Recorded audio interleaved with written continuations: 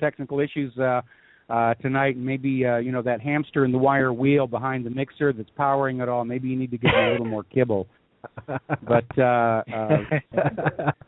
what would you like to talk about tonight, or what do you want me to talk about? Well, let's talk about the APEC meeting and how they brought up the Trans-Pacific Partnership. Well, obviously Obama is over at APEC, and I think his performance can be best described as grandstanding. He's out there making a lot of speeches.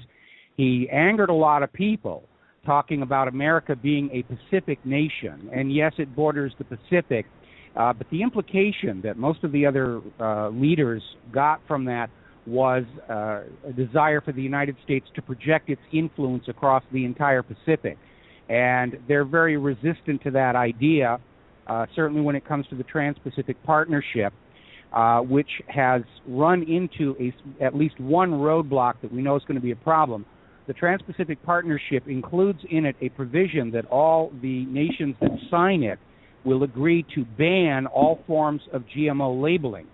Now, this is a bit of a problem because many of the Asian nations already mandate GMO labeling, and for them to reverse that policy and start to block GMO labeling is going to make them lose space with their own populations, which is a big issue in countries like China and Japan, where their leadership certainly does not want to look like the U.S. is calling the shots in basically what is an internal domestic policy. And so everyone's pretty much under the assumption that the Trans-Pacific Partnership is not going to be signed or agreed to on this meeting. It's probably, if it happens at all, it'll be happening next year. Obama, of course, approached the president of China with a call for China to join with the United States to ensure to basically create a stable world, which is U.S. code speak for stop the yuan from challenging the U.S. dollar because it's going to make the entire financial system unstable. And that also did not go over very well with the Chinese president because apparently Obama was chewing some of his nicotine gum during the presentation, and that is a terrible insult in the Chinese culture.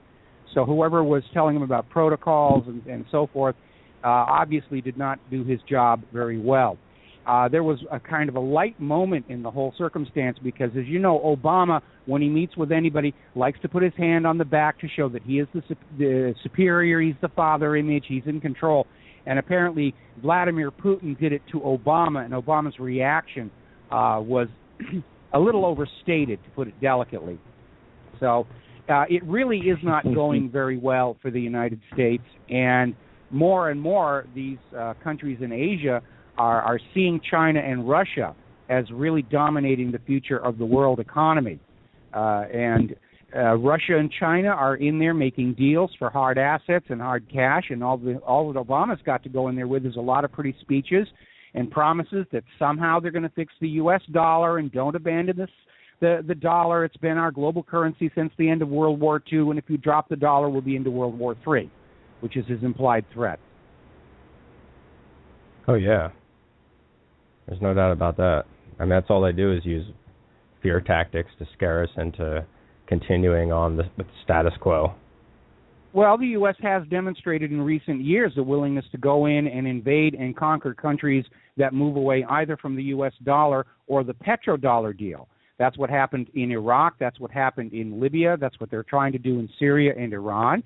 And the rest of the world leaders, they do get the message that the United States is unable to run its economy without the petrodollar and without the U.S. dollar being the reserve currency, because the U.S. financial system gets a mafia-like piece of the action from everybody else's business through these two devices. And because Wall Street has gotten lazy over the last several decades of doing this, they've allowed our manufacturing to decline. American products are not good quality. They're seen as overpriced around the rest of the world. The experiment with GMO has absolutely devastated our agricultural exports. And the U.S. government is in a position where if they can't keep the dollar as the global reserve currency, if they can't keep the petrodollar deal in place where all the world's natural resources are bought and sold only for the dollar, the U.S. economy will collapse. I don't know. I see it as being inevitable that it's going to collapse, just when. And so what do you think about this recent ending of the quantitative easing and the inflated bubble of the dollar now? At what point do you think it will start going down, and how fast? And what will happen with the people's money? But are they going to do anything with it, or are they just going to lose it? Well, the quantitative easing was a big reason why other countries do not view the dollar as reliable and trustworthy. The United States government has hid the effects of inflation from the American people by simply refusing to include food and fuel in the inflation calculation, and yet those are the two commodities where inflationary pressures are going to show up first and foremost. But we know the U.S. government is basically rigging all of the numbers. Nobody's believing an unemployment figure of 5% when we have 92 million Americans willing and able to work in this country who cannot find a job. And now, of course, Obama is going to, by executive imperial decree, legalize 11 million more citizens who will be hitting that already overstressed job market. So the rest of the world is looking at how the United States is running its financial house. It does not inspire confidence. And we're seeing all around the world the de-dollarization is continuing. Canada and China just signed a direct currency exchange agreement without going through the dollar. China and Qatar just signed a direct currency agreement without going through the U.S. dollar. And as more and more nations pile on, I mean, obviously the United States is not going to be able to declare war on Canada. They're not going to convince anybody that Al-Qaeda or ISIS or Khorasan is up there in Canada ready to come across the border with biological weapons. And as we continue to see both the United States and Europe succumb to the inevitable consequences of private central banking's little Ponzi scheme, the rest of the world is turning away and saying, we really can't do that. You've got Switzerland is getting ready to pass a referendum to return at least part of their currency to a gold backing. That's going to make it seem much stronger and more reliable and attractive to the world. China is looking at backing part of their currency with gold. That's going to make it look more trustworthy to the rest of the world. Russia's probably going to follow suit. As of the first of the year, the BRICS agreement comes into full effect. They've set up a parallel international banking system that does not go through either the Europe or the United States. They've already got 80-some-odd nations signed up on this.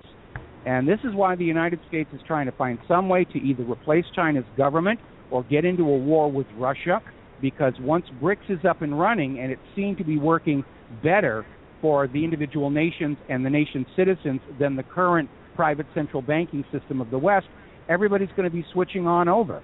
And if they all go at once, the U.S. literally cannot conquer the entire world. Right, right. So my thoughts are personally that people are going to start investing their money into more free currencies such as Bitcoin. As the dollar goes down, they'll do that because they'll see that Bitcoin is going up.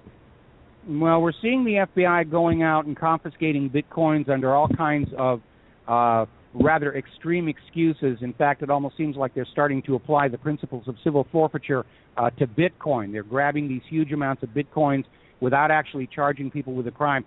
Frankly, the best place to put your money in right now, especially since they're rigging the prices so low, is physical silver and physical gold. Do not get into gold futures contracts.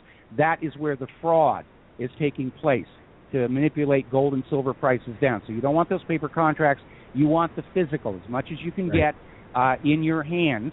And certainly in the case of gold, you want to buy it in small amounts over time so that they're not filling out the paperwork to reveal where you have it. Because before this circus is all over, the U.S. government is probably going to start confiscating gold from the American people like they did back in 1933 to try and save the banks. And it's not going to work, and all the government is going to do is drag the rest of the American people down into the same financial mess they've made of our entire economy. How about that? Is there any hope? Can we fix this? I mean, because it sounds like we're headed towards a crash right now. Or we're headed toward a crash, and unfortunately, we're looking at one of only two possible future courses. They're both negative. One is that the U.S. is going to succeed in starting a real war with Russia and or China, trying to protect the dollar from the ruble and the yuan, or there will be an economic crash. Of the two, the crash is going to be less harmful to ordinary American people. And it's a terrible thing to say. You're going to have to be patient with all the abuses going on. We're just going to have to prepare to take care of ourselves, our family, and our communities, and ride it out, and then be prepared to set up a new government and a new financial system that serves the people when it's all over. The model I like to point to is the collapse of the old Soviet Union. The Russian people had to get through about 3 to 4 months of very hard times while the Russian republics were being formed, and since then, of course, things got a lot better for Russia. And I think the same thing is going to happen here in the United States. We just need to try and arrange it in such a way that as few people get harmed as possible.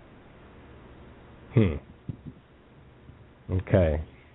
So I'm going to agree with you there. I just want us to avoid war because I think Russia is almost at the point where they have no choice but to go to war because we're just doing everything we can to further isolate them and destroy their currency.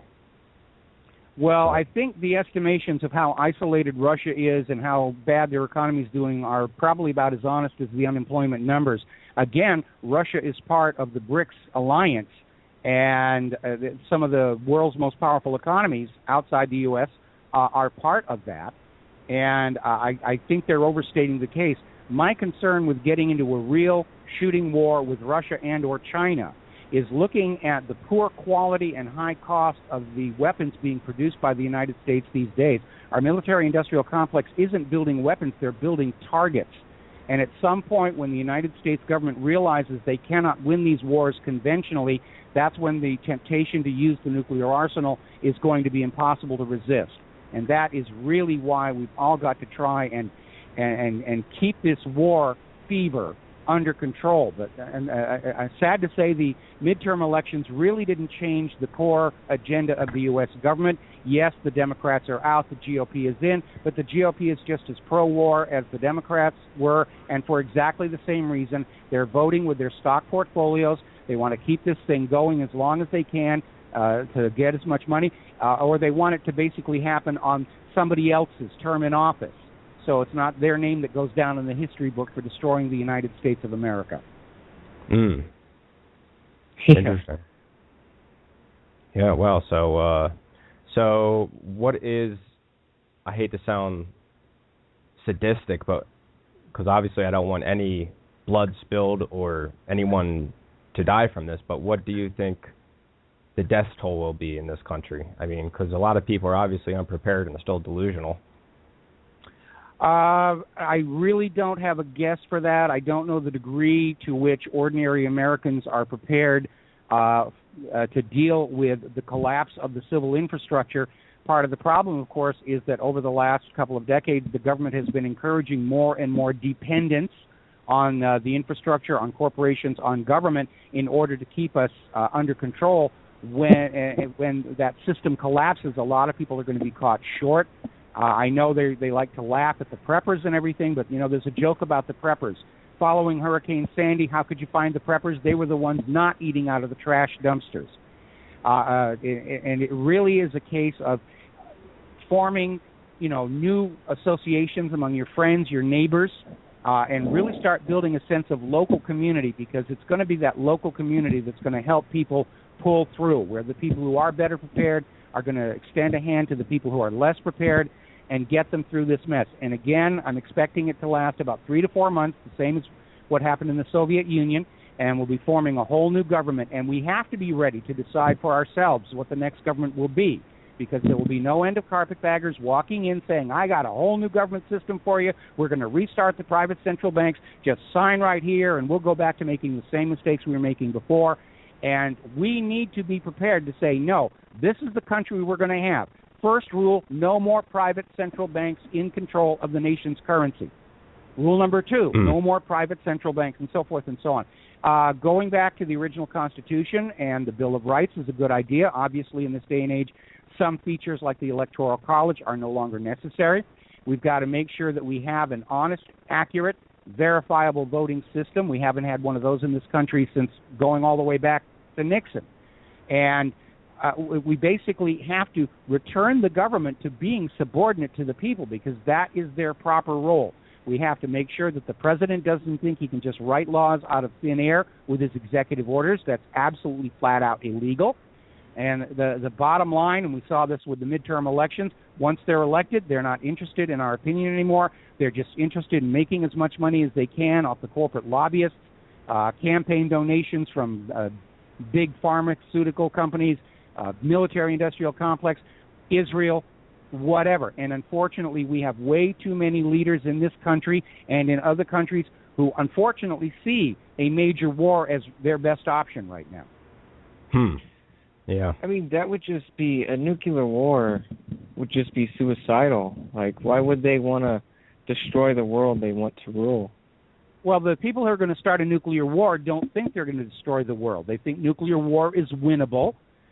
They've spent a lot of money on the ballistic missile defense system. Unfortunately, it's already technologically obsolete because this ballistic missile shield that they have been building since the Reagan administration is built on the assumption that incoming nuclear weapons are following a predictable ballistic track. And we already know the latest generation of Russian reentry vehicles are maneuverable. They dipsy-doodle, they weave back and forth, they corkscrew through the sky, and it makes them impossible to hit. And a good example of that would be the poor performance of Israel's Iron Dome missile system in their recent aggression against Gaza, where Israel was literally flinging 10, 15 rockets at each incoming Gaza bottle rocket. And it was because they were building those by hand and they weren't really very accurate that they were just weaving all over the sky, and it made it impossible to intercept them. China's got a new hypersonic wave rider as their third stage on their long-range ballistic missiles. That is also maneuverable. And, the U.S. has spent all this money on weapon systems that really don't work. It's good business for the military-industrial complex. The F-22 is still asphyxiating its pilots. The F-35 is not even in active service, and already it's considered an inferior warplane to the current Russian-Chinese jets. The Independence-class littoral combat ships are underarmed, under-armored. Their electronics are wide open for jamming. The lead ship had to be pulled out of the ocean and put in dry dock after less than a year because of corrosion on the hull plates. They're just spending money and making the defense contractors rich, and the defense contractors kick it back as campaign donations. And the weapons they're producing are hideously expensive and very, very, very inefficient. And I suppose that's a good thing for the rest of the world. But anybody who thinks we're going to go into this war and prevail just because we've spent more money on weapons than the next 25 nations combined is in for a serious, serious disappointment.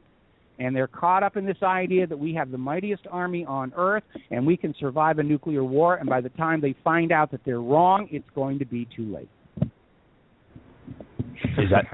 Is that avoidable? Do you really see that as how realistic of a probability?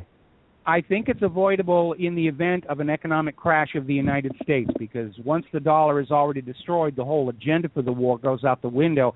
And I think that's what the rest of the world is doing. They understand they don't want to get into a real shooting war with the United States and its few remaining allies. What they're doing is rebuilding a parallel economic system that doesn't go through Europe and the United States, and then they're just going to step back and let our economy self-destruct, and that will basically head off the possibility of a war leading to a nuclear war. Unfortunately, that's our best option right now. Wow. Wow, I guess either way it seems kind of bleak. We're in for dark times. There's no question about it, and I wish it were otherwise. I've spent the last 20 years of my life with my blog and my radio show trying to basically nudge this government back to being more honest and certainly thinking about the long-term consequences of their actions. But after 20 years, I've come to conclude it really is a systemic problem. You can't point the finger of blame at the president or this senator or that representative. It really is a problem with the entire system as a whole and how it is mutated and merged with the financial system. We're not a capitalist nation any longer. We've gone completely fascistic, and that's basically where it is. And fascist economic dictatorships, sooner or later, have to turn to war to try and keep the books balanced. Right. I agree. Okay, and gentlemen, your connection to me is really starting to fall apart, and unfortunately, I have another interview that I need to be going to here in a few minutes, so if we could wrap this up in the next 5. Okay. Yeah, sure. So, Mike, what's new? For you, what are you focused on? I know we've had you on here before. Well, we're looking obviously at the escalating situation in Ferguson. We're getting all kinds of contradictory reports when the grand jury verdict is going to be handed down. However, from the scale of preparations going on in Missouri, they're already telegraphing that the grand jury is going to fail to indict Officer Darren Wilson. There's probably going to be some kind of demonstration and protest. I'm very worried that there are some political interests that would like to see this fan up into outright Rodney King scale riots, violence, blood in the street. In order to pass more draconian laws, certainly the gun grabbers are hoping there's going to be a lot of shooting in the streets of Ferguson to suit their agenda. Everybody is piling onto this thing, trying to figure out how they can use it to serve whatever their particular financial or political interests are. Wow. Okay, so yeah, I'm sorry. Our host here, he's having computer problems, and this happens often, unfortunately. And keep trying to tell him to. I'm not so sure he's going to be able to do anything anytime soon, though. But so I mean, I don't know if you're aware, but Bitcoin just had its biggest spike in what I could see is about 6 months. I mean, it just completely skyrocketed within a minute. So I'm sorry, what spiked? I'm having trouble hearing you. What spiked? Bitcoin. Bitcoin did. Yes, Bitcoin. Bitcoin is very popular right now because it is an alternative currency that does not go through the Federal Reserve. But at some point, I'm sure the Federal Reserve is trying to work with the government to figure out a way to shut that down, because the Federal Reserve does not make any money off of Bitcoin. Right. They make their money off of the interest on Federal Reserve notes. They have gone around trying to shut down alternative currencies. They shut down the Liberty Dollar. I noted that happened right after the Liberty Dollar people put out the Ron Paul dollar, and I think President Bush threw a tantrum because he wanted his face on the coin. But the reasons given for shutting down the Liberty Dollar were nonsense. The word dollar is not trademarked or copywritten by the U.S. government. Other countries use the word dollar. Communities have local trade dollars. Nobody's ever complained about that. But the Federal Reserve cannot survive against an honest money system, whether it's Bitcoin, silver-based coins, whatever else is out there that people want to use for money.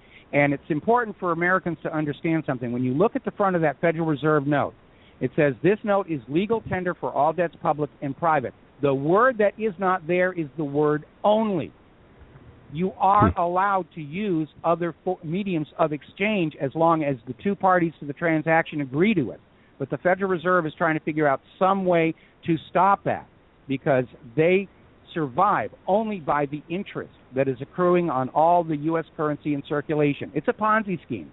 And it's exactly the same style of banking that triggered the American Revolution. And we got sold back into that same slavery by a corrupted Congress and a corrupted president 100 years ago. And the hardship and poverty and homelessness and starvation that we are seeing today is the end result of that. And the people who set up that Federal Reserve knew this would be the outcome. But they would be long dead after their lives of wealth and privilege and comfort and luxury, and they didn't care what happened after they were gone. Right. Well, it seems to be the way it is. Yep.